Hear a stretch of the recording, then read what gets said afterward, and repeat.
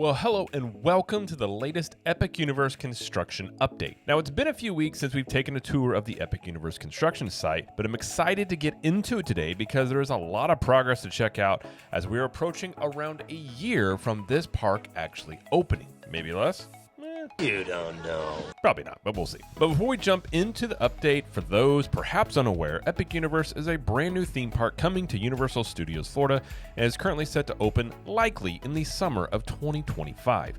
Epic Universe is located just 2 miles south of Universal Studios and Islands of Adventure in Orlando, Florida, and this new park will include brand new lands themed to How to Train Your Dragon, the Wizarding World of Harry Potter, Universal Monsters, and of course my personal favorite, Super Nintendo World. Well, there's a lot of progress to check out, so let's not waste any time and head over where we usually start in the Dark Universe. Now, over at the entrance portal to the Dark Universe, we can see the walkway is coming along as the ground is being prepped for the cobblestone-like pavers or themed concrete like we've seen in other parts of the Dark Universe.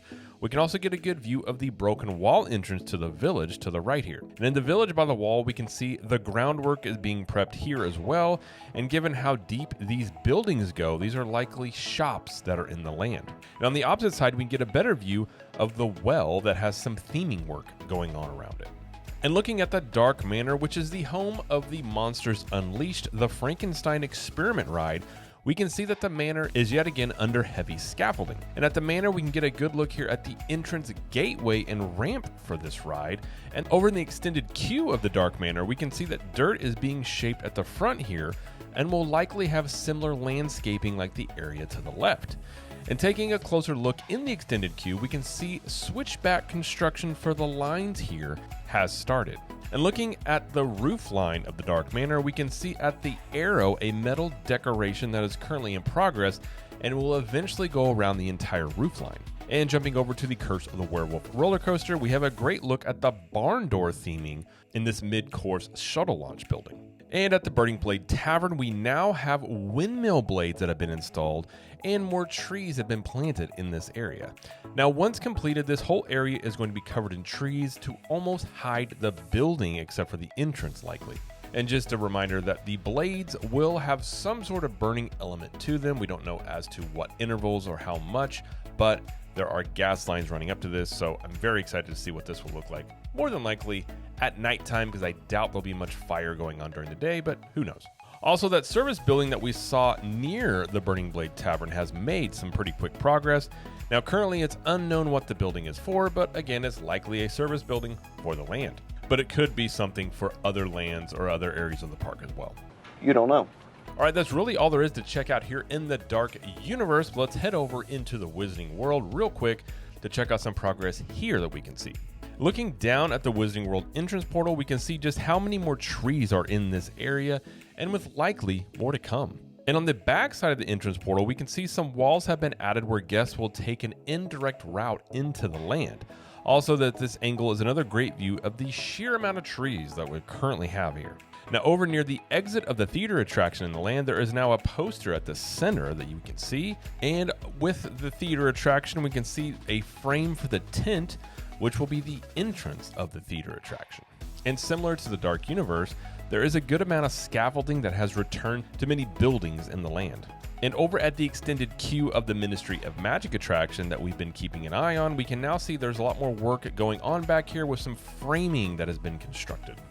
All right, that's really going to do it over here in the Wizarding World. Not a whole lot else to see or update on, but let's jump over into the land that I'm most excited about, Super Nintendo World, and we can see some progress over here. Now, in this side view, looking at the entrance portal to the left, we can see how you will actually go up an escalator and walk out of Peach's Castle into the land.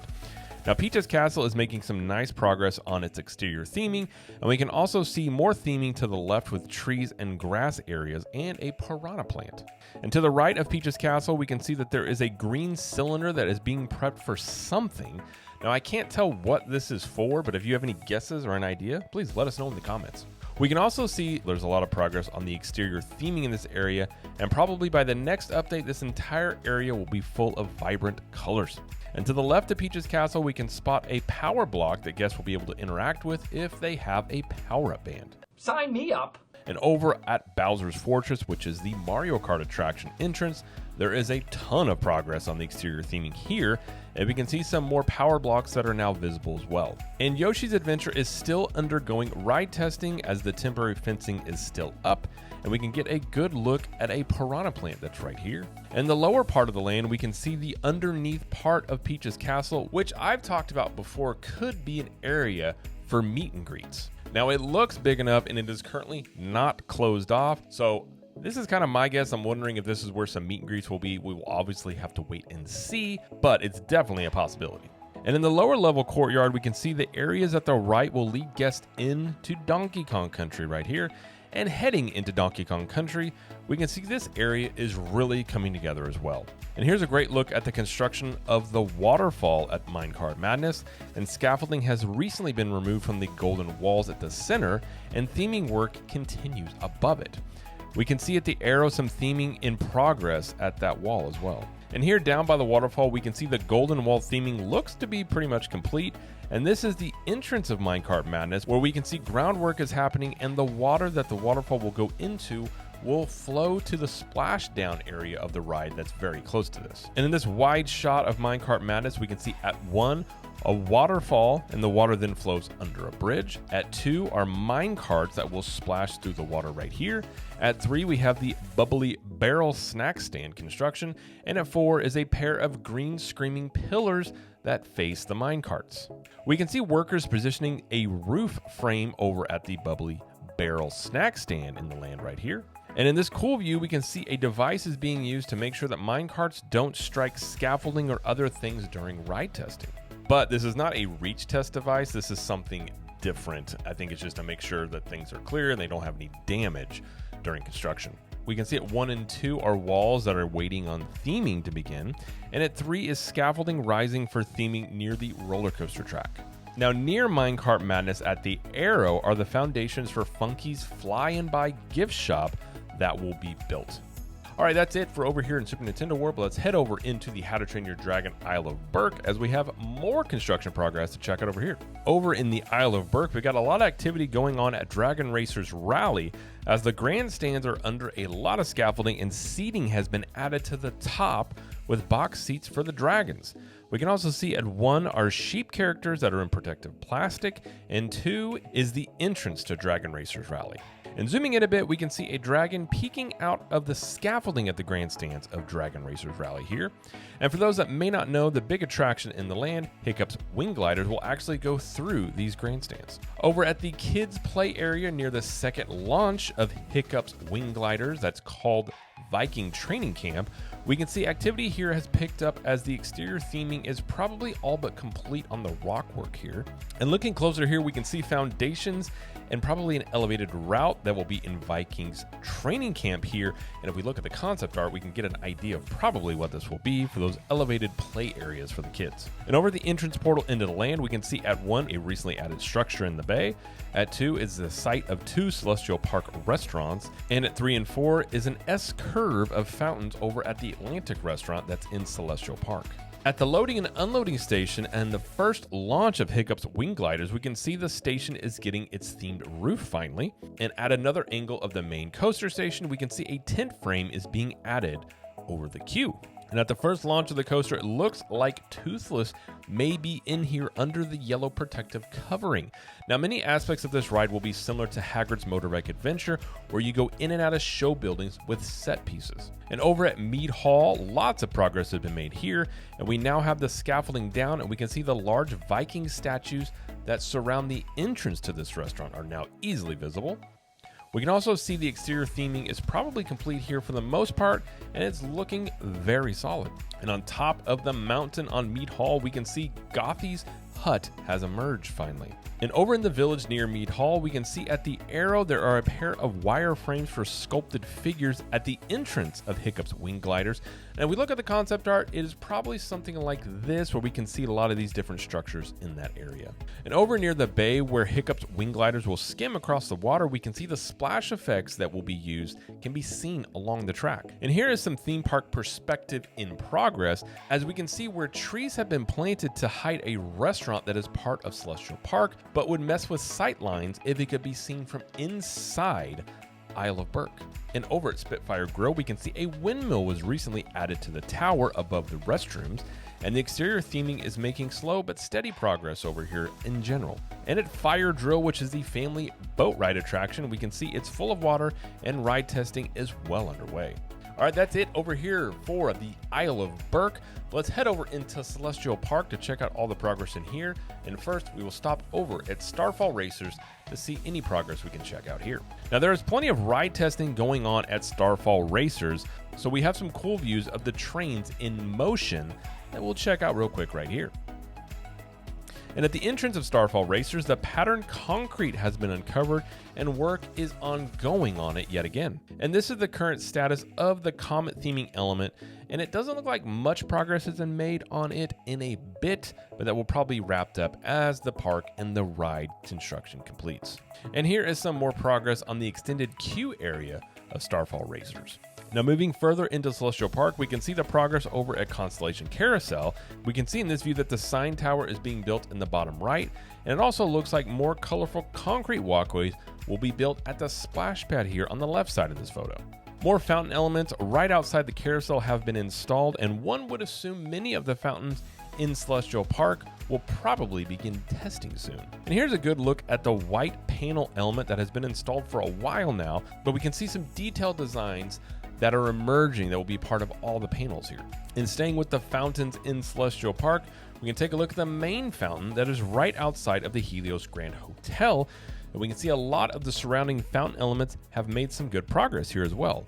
We can also see the seating elements here are more clearly defined. And one of the elements I'm looking forward to in Celestial Park is the Celeste Tiki Bar, and here's the progress on that bar. We're gonna tiki-fy the place. Now, there isn't much to note progress-wise on the Atlantic restaurant or the cascading water features that are surrounding it, but near the Atlantic, we have some recently cast concrete flooring for 2 restaurants that are being built.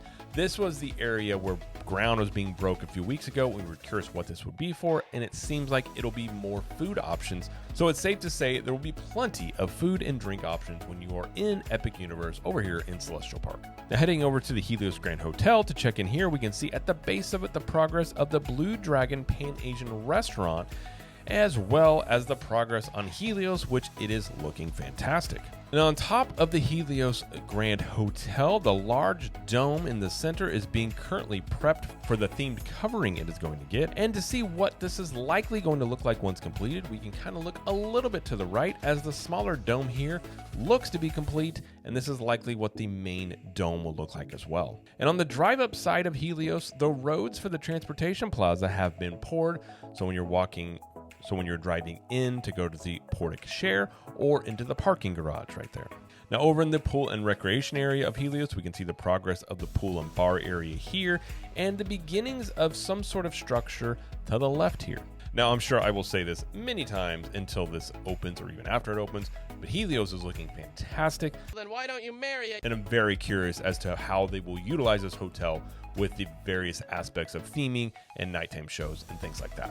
Now, we're going to check out on the entrance area because there hasn't been a lot of work over here since the main entrance portal concrete was poured, but we can now see there's progress being made as the entrance Chronos has vertical progress being made. And if we look at the concept art, we can see what this is eventually going to look like and the type of progress that they're building towards. And a water feature has popped up here that will welcome guests before they enter the park. And the last thing we'll check out here are the 2 outside hotels, which are the Terra Luna and Stella Nova resorts. Now, there isn't a lot of progress here to check out since our last visit, but here are some quick views of the current status of the construction here, as it is definitely slowed down. The exterior theming on Terra Luna is lacking a little bit behind, and there is some progress on the pool areas as well. All right, that's going to do it for this Epic Universe construction update. Now, if you enjoyed this video, please be sure to leave a like and subscribe to the channel before you leave. As always, we will be doing more Epic Universe news updates, land previews, and construction updates as work on this new park continues. Also, here at Capture the Magic, we have informational videos to help you have the best time when heading to Universal Studios and or Disney World on your next vacation. And if you want even more Universal Studios and Disney World information, you can check out the Capture the Magic podcast, where we share tips, reviews, money-saving strategies, and more. You can find the podcast wherever you listen to podcasts and also here on YouTube over at CTM Podcast. Now, given we are likely a year or so away from this park opening, what are your guesses on when the park is going to open? I still think that the summer of 2025 is probably the safest bet and likely what they're aiming for, but I'm curious what you guys think, if it may be earlier or maybe later. Let us know in the comments. And until next time, we will see you in the parks.